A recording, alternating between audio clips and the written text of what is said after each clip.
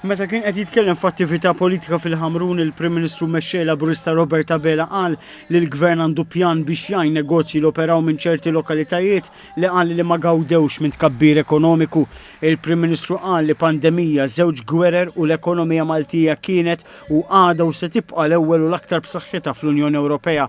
Fakkar li minkejja kull sfida, il-first time buyers qed jieħdu għotjiet ta' 10,000 euro, iddaħħal pagament ta' 1,500 euro lil dawk l-aktar uta mill-inflazzjoni, ingħataw l-akbar żidiet fil-pensjonijiet, l-akbar żidiet fil-Children's Allowance u l-akbar żieda fil-paga minima nazzjonali. Għalli kien Gvern Laburista li ħoloq Children's Allowance u llum Gvern Laburista qed jagħti benefiċċju ġdid ta' 1,500 euro għal dawk il-ġenituri li uliedhom jibqgħu jistudjaw fil-post sekondarja. Sostna li l-Gvern se jkun qed jagħti l-akbar żidiet li qatt ingħataw l-għalliema filwaqt li fl-edukazzjoni ta' diversi inċentivi u żied l-istipendji għal diversi studenti. Huwa elenka proġetti ambjentali f'Benajsa u San Clement li saru u oħrajn li nsabu fil-pjani tal-Gvern. Minnaħa l-oħra l-Prim Ministru mexxej Laburista qal li l-Partit Nazzjonalista m'għandux pożizzjoni fuq kwistjoni bħat tassazzjoni fl-Ewropa għajr il-baħħ.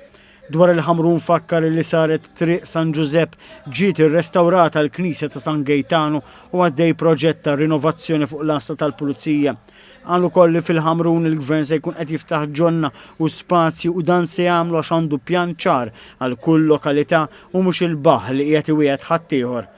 Dr. Abela qal li l-Partit Nazzjonalista jrid il-gwerer imma sostna li huma jibża minn ebda gwerra. Sostna wkoll li jemmen li bil-poplu warajh il-Gvern jista' jkompli jaħdem u jinvesti fin-nies.